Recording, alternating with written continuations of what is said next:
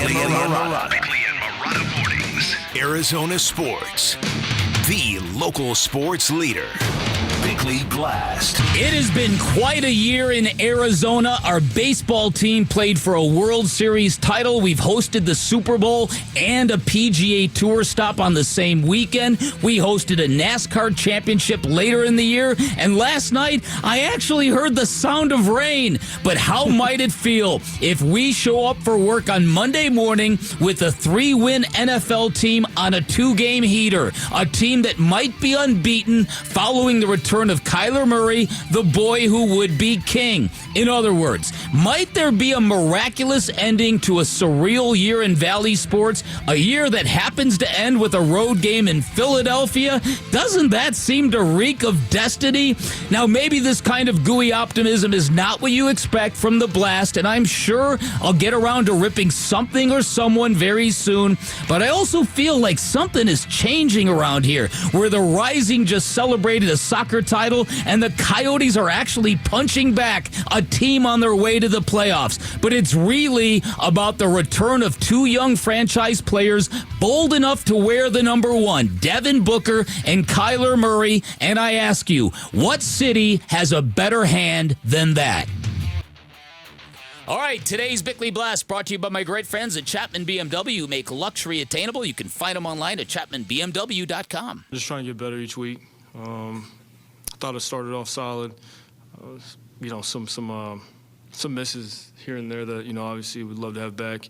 But, for the first game back, I thought felt comfortable out there. Didn't feel, sped up or anything like that. So it was good to, be back in the mix. All right, here's an exercise for you.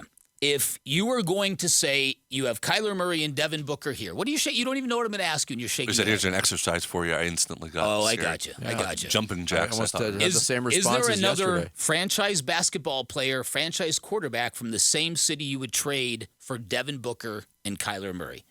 So Dallas, you'd have Luka Doncic and Dak Prescott. Would you trade Devin Booker and Kyler Murray for that duo? I wouldn't. Philadelphia, you have Joel Embiid and Jalen Hurts. Does it have to be Dak Prescott? Could it be Micah Parsons? No, quarterback. Quarterback. Okay. Quarterback. Okay. Philadelphia, you have Joel Embiid and Jalen Hurts. Would you trade Devin Booker and Kyler Murray for Joel Embiid and Jalen Hurts? I mean, Los Angeles. There's LeBron, two ways to go through that exercise with your head or your heart. The heart's going to say no to anything you suggest. Well, I would say, I don't know about that. I would say if I looked at that, I'd go Jalen Hurts is better than Kyler Murray, so you'd probably take Jalen Hurts over Kyler Murray. I don't think there's a probably involved. But would you take Joel Embiid over Devin Booker? I wouldn't. And I think I'm a much bigger Devin Booker fan, but look at the results. Joel Embiid's an MVP. Yeah, one of them got to a finals, though. It wasn't True. Joel Embiid. True. Okay, maybe that's close. Nikola Jokic and Russell Wilson. No. Keep walking. What? Okay, back to Embiid. Do you feel like his game is getting better every single season? Because we're seeing that from Book still, don't you think? That's kind of where I'm at with this. I don't know if I trust Joel Embiid to stay on this trajectory that he's been on.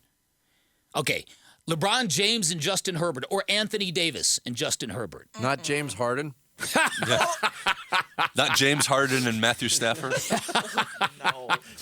I take offense that you lumped Stafford in with that. Right. So I think James Harden and Brett Rippon. You see where I'm going with this, and then there's other really good quarterbacks who are from towns that don't have basketball teams, like Patrick Mahomes. Zach Wilson. Patrick Mahomes and Oscar Robertson. They have soccer over there. Patrick Mahomes and Otis Birdsong.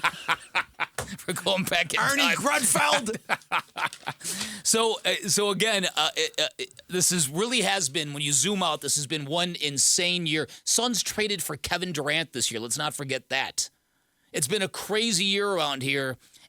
Could this year actually end with this Cardinal team getting hot and making us go, all right, could they really rattle off X amount of games in a row? You look at the schedule, and it's not terrible.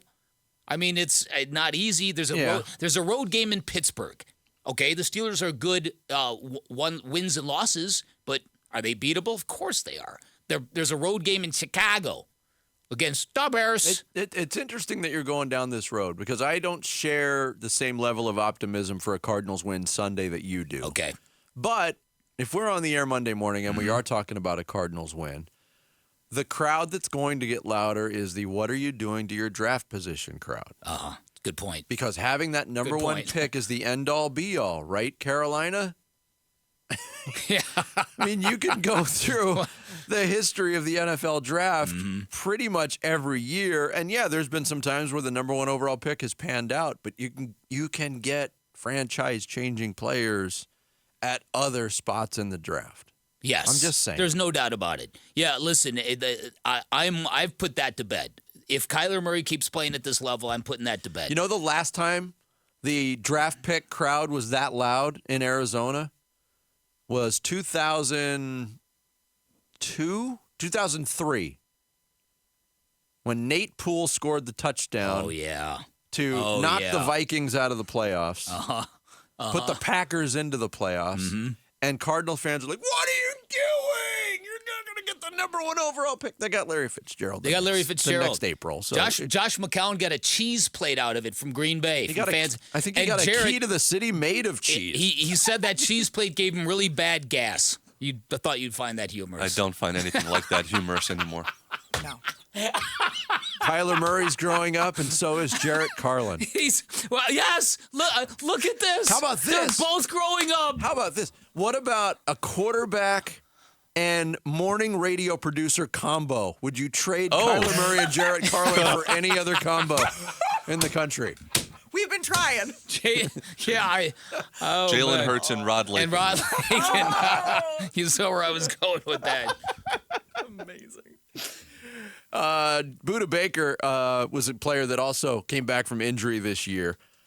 He's back. He's contributing. Looks great. He talked earlier this week, actually yesterday, about having Kyler back in the fold. Yeah, it was great to have K1 back. And, of course, it's going to be different. That's QB1, so definitely brought a lot of energy to the team, of course, having him back and having James Conner back as well. And, just kind of, felt like this is a team. It's kind of the first time a lot of guys all got to play together, and it was definitely something special and something, to, of course, build on. And at the end of the day, what only matters was we won. So we won, off to the next week, a race, and now, we're trying to get another W in Houston. Yeah, it should be fun. Sunday, Texans and Cardinals, 11 o'clock kickoff. Pregame coverage starts at 6:30 here on Arizona Sports on 98.7 and the Arizona Sports app.